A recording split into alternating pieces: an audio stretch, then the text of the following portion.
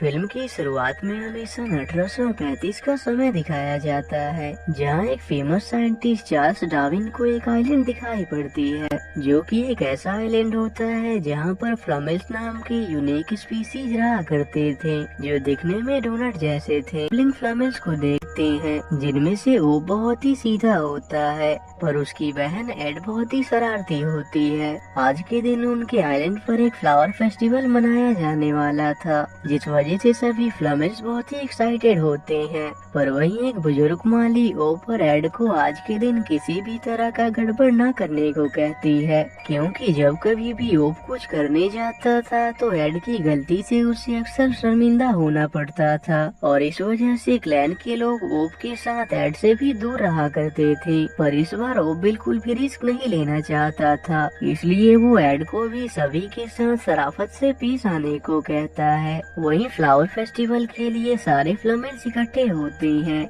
जहां उनका leader Jackson उन सभी को फेस्टिवल का थीम बताता है, जिसमें सभी फ्लमेल्स को साथ मिलकर फ्लावर से बने उसके खुद के पुतले को पहाड़ के ऊपर तक ले जाना था। उतने में वो पर ढाल पर बैठे पेड़ के साथ माली पर आ गिरते हैं, जिस वजह से उन्हें फेस्टिवल सेलिब्रेशन से बाहर कर दिया जाता है और उन्हें क्रैब को समुद्र से उनके आइलैंड पर आने से रोकने का काम दिया जाता है। तभी एड को समुद्र में अपना दोस्त वोली नजर आता है और वो उसे अपनी ओर बुलाने लगती है, पर जैसे ही वोली किनारे पर आता है वो अपने साथ बड़ी लहरें भी ले आता है, जिससे आया सैलाब सभी फ्लमेल्स के फ्लावर फेस्टिवल को बर्बाद कर देता है। इससे जैक्सन को बहुत गुस्सा आता है और वो उन्हें सजा के तौर पर किनारे से बहुत दूर चट्टान पर भेज देता है, ताकि फेस्टिवल खत्म होने तक वो दोनों वहीं बैठे रहें। वहाँ एड को उदास देखकर ओप को बहुत बुरा लगता है। तभी उसे एक आइडिया आता है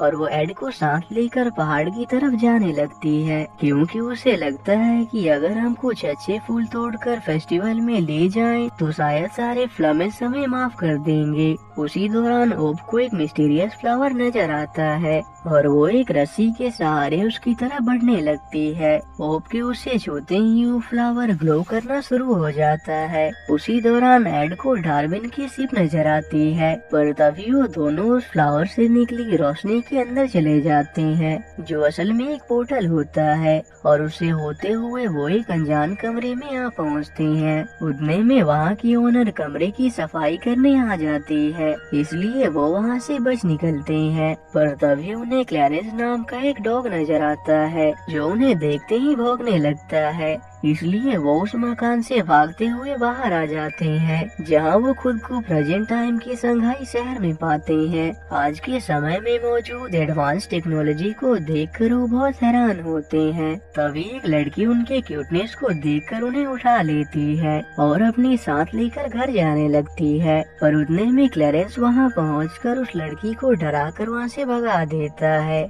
और एड और ओप से खुद को इंट्रोड्यूस करता है। तभी एड और ओप की नजर एक शॉप में रखे कुछ डोनट्स पर पड़ती है और वो उन्हें फ्लमेल्स समझकर बचाने की कोशिश करते हैं। तो क्लैरेंस उसे समझाने के लिए उस डोनट को खाने वाला होता है, पर ये देखकर वो बहुत डर जाते हैं और उस डोनट को रिवाइव करने लगते हैं। उस डोनट से निकली सॉस को खून समझकर उन्हें लगता है कि शायद उन्होंने इसे मार डाला है, पर क्लैरेंस उन्हें बताता है कि ये बस दिखने में उनके जैसे हैं और असल में ये खाने की डिश है। इसके बाद वो एड और ओप को एक म्यूजियम में लाता है, जहाँ वो बहुत से जानवरों की कंकाल को देखते हैं। क्लैरेंस उन्हें बताता है कि ये म्यूजियम उन जानवरों की है जो अब पृथ्वी से विलुप्त हो चुके हैं, पर एड और ओप को कुछ समझ नहीं आता है। तब क्लैरेंस उन्हें एक वीडियो दिखाता है। वो देखते हैं कि कैसे डार्विन ने अपने शिप से उनके आइलैंड को ढूंढ निकाला था, लेकिन इससे पहले कि वो उन तक पहुंच पाते एक वोल्केनो ने उनके आइलैंड को नष्ट कर दिया। उसे वहाँ कुछ अजीब से जानवरों के कंकाल भी मिले और वो समझ गया कि वोल्केनो ने इस पूरे प्रजाति को खत्म कर दिया है। एड को याद आता है कि यहाँ आने से पहले उसने एक शिप को देखा था और वो समझ जाते हैं कि ये तबाही उनके वहाँ निकलने के बाद हुई है। इसके बाद क्लैरेंस उन्हें उसी फ्लावर को दिखाता है जिसकी मदद से वो यहाँ आए थे। क्लैरेंस उन्हें बताता है कि जिस फ्लावर से वो यहाँ आए हैं वो असल में ऐसे मैजिकल फूलों में से एक है जो कि टाइम ट्रेवल में हेल्प करते हैं। इससे एड और रोब को समझ आ जाता है कि वो दोनों अपने समय से टाइम ट्रेवल के जरिए प्रेजेंट टाइम में पहुंच चुके हैं। आगे क्लैरेंस उन्हें अपने ओनर मिस्टर चंग के बारे में बताता है जिन्होंने उस फ्लावर को डिस्कवर किया था, पर एक दिन अचानक वो कहीं गायब हो गए। इसके बाद वो क्लैरेंस के बहुत कन्विंस करने के बाद सामने रखी वैसे ही एक फूल के अंदर जाते हैं, जिससे होते हुए वो एक दूसरी जगह पहुंच जाते हैं जहां बीच में एक बहुत बड़ी स्क्रीन लगी होती है। क्लैरेंस उन्हें बताता है कि ये टाइम टर्मिनल है, मतलब ऐसी जगह जो स्पेस और टाइम के दायरे से अलग है। वो एक चार्ट के जरिए उन्हें समझाता है कि कैसे हर एक पोर्टल हिस्ट्री में किसी दूसरे पोर्टल से जुड़ा हुआ है और चंक ने उन तक जाने के लिए कुछ सीट्स बना रखी हैं। हमें बस उस सीट को ढूंढना होगा जो तुम्हारे आइलैंड के फूल से जुड़ा हुआ है। वहाँ एड को लगता है कि शायद हमें वापस नहीं जाना चाहिए, क्योंकि अगर हम भी मारे गए तो फ्लेमिल सच में विलुप्त हो जाएंगे। लेकिन ओप उसे समझाती है कि हमें वापस जाकर अपने लोगों को बचाना चाहिए और शायद इससे हम सभी फ्लेमिल की नजर में हीरो बन जाएंगे। इससे एड भी उसकी बात मान जाता है और वो दोनों क्लैरेंस के साथ उस सीड को ढूंढने लगते हैं, पर उसी दौरान ओप से गलती से काफी सारे सीड्स नीचे गिर जाते हैं और एड उन्हें गलती से पोर्टल मशीन पर रख देता है। इतने सारे सीड्स पोर्टल मशीन पर रखने से पोर्टल स्क्रीन तेजी से घूमने लगता है और वहाँ एक तूफान सा आ जाता है। एड और ओप तो किसी तरह से खुद को बचा लेते हैं, लेकिन क्लैरेंस उस पोर्टल में चला जाता है और एक बर्फीली जगह आ पहुँचता है जहाँ एक एस्किमो उसे अपने बाकी के डॉग्स के साथ बांध देता है। वहीं टर्मिनल में एड और ओप का सामना कुछ ऐसे जानवरों से होता है जो रियल लाइफ में विलुप्त हो चुके हैं। वो सभी वहाँ ग्रुप में रहते थे, जिसमें उनके लीडर डॉटी के अलावा बर्नी, एल्मा और होस्ट नाम का एक डायनासोर भी था।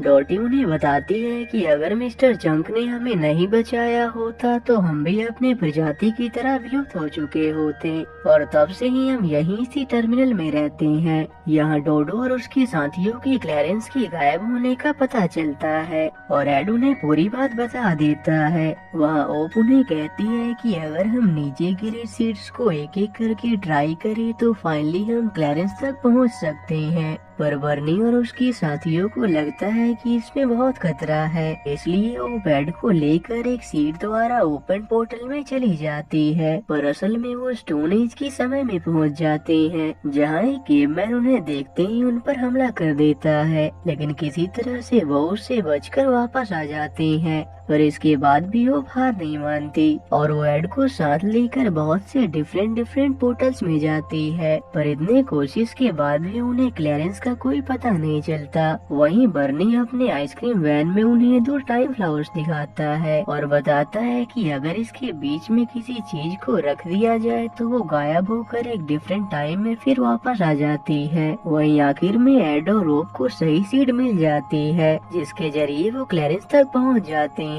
वहाँ क्लैरेंस उन्हें बताता है कि यहाँ आने से पहले मुझे तुम्हारे आइलैंड का सीड मिल गया था, पर जंजीर से बंधे होने के कारण क्लैरेंस कहीं जा नहीं सकता था, इसलिए वो वापस टर्मिनल में जाकर अपने साथ होस्ट को लाती है, पर तब तक वो डॉग भी जाग चुके थे।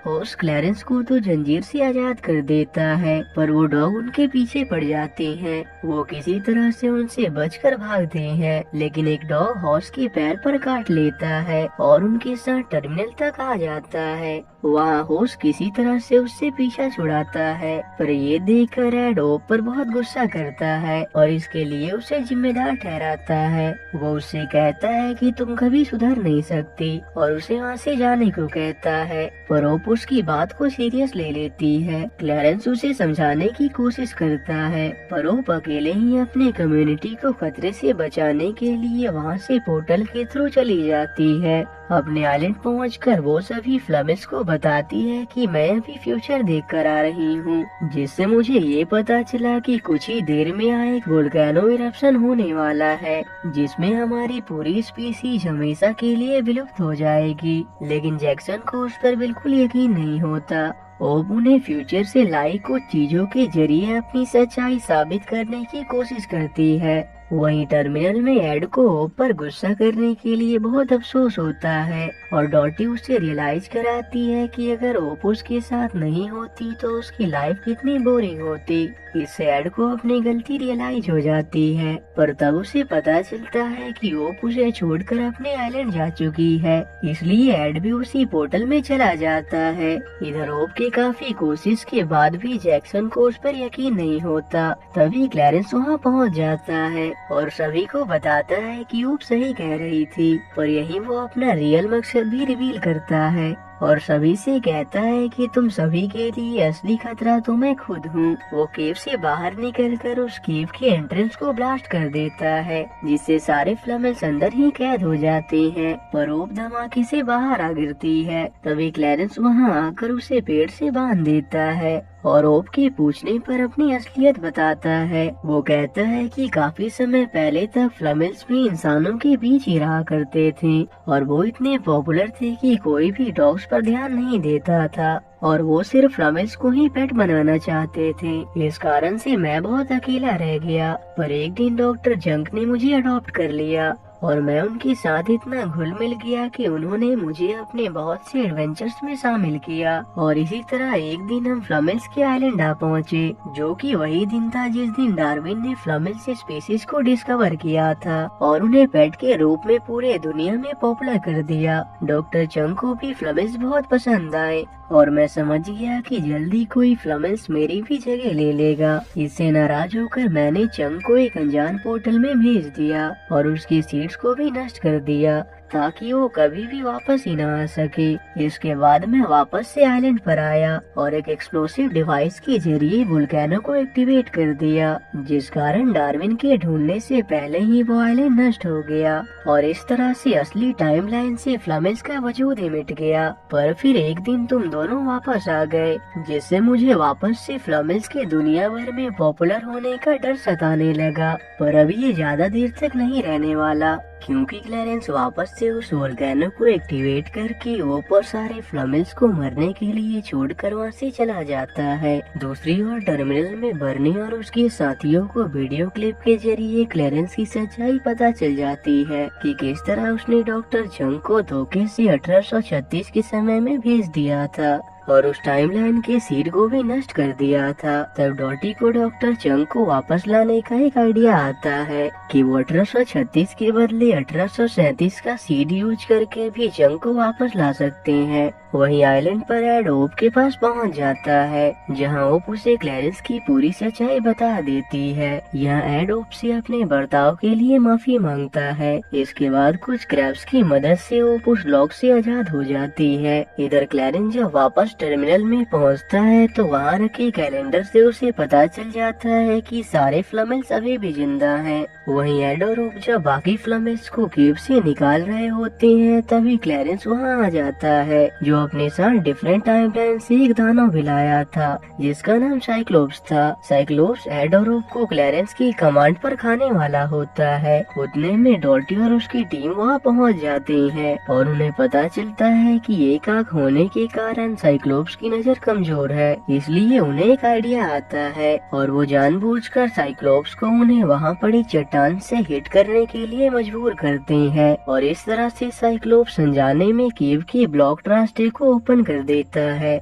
जिससे क्लैरेंस वहाँ से दूर जा गिरता है और साइक्लोप्स मलबे के नीचे दब जाता है। पर सारे फ्लमेल्स केव से बाहर आ जाते हैं। यहाँ जैक्सन ओप और एड के इस काम से खुश होकर उन्हें शुक्रिया करता है। पर अब वोल्केनो इरप्शन में सिर्फ कुछ ही समय बचे थे। तभी उन्हें डार्विन की शिप नजर आती है और उन्हें लगता है कि अब सिर्फ यही शिप उन्हें बचा सकता है। वो तुरंत होस की मदद से सभी को नीचे उतारते हैं और बर्नी के लाए फायर क्रैकर से शिप का ध्यान अपनी ओर आकर्षित करते हैं, लेकिन उसी दौरान एक रॉकेट डार्विन की शिप से जा टकराती है, जिस वजह से उसकी स्पीड कम हो जाती है। तभी साइक्लोप्स आजाद होकर एड और ओप को निगल जाता है, पर जब वो अपने मुंह के अंदर उनकी बातें सुनता है तो इमोशनल हो जाता है और उन्हें मुंह से बाहर निकाल देता है। यहाँ एड और रोब समझ जाते हैं कि सिर्फ बॉम्ब फटने से पहले उन्हें नहीं बचा पाएगा। तभी उन्हें एक आइडिया आता है और वो साइक्लोप्स को उन्हें टाइम फ्लावर की ओर उछालने को कहते हैं, ताकि इसके थ्रू वो सभी को यहाँ से कहीं दूर ले जा सके। वो टाइम फ्लावर को लेकर बीच की तरफ जा ही रहे होते हैं, तभी क्लैरेंस उन्हें रोकने आ जाता है और उससे बचने के दौरान ही वो एक घाटी में जा गिरते हैं। यहाँ एड को एक आइडिया आता है और वो बर्नी के वैन से दोनों छोटे टाइम फ्लावर्स निकालता है। वहीं उनका पीछा करता क्लैरेंस ड्रोन को कंट्रोल नहीं कर पाता और उसमें अटक कर उसके साथ ही ऊपर चला जाता है। इधर एड और रोब उस बड़े टाइम फ्लावर को दोनों छोटे टाइम फ्लावर के बीच रख देते हैं, जिससे वहाँ एक धमाका होता है और डार्विन और उसका कैप्टन देखते हैं कि अचानक से वो पूरा आइलैंड वहाँ से गायब हो गया। इसके बाद हमें काफी समय बाद उसी सेम जगह को दिखाया जाता है, जहाँ हम देखते हैं कि डार्विन के ही वंशज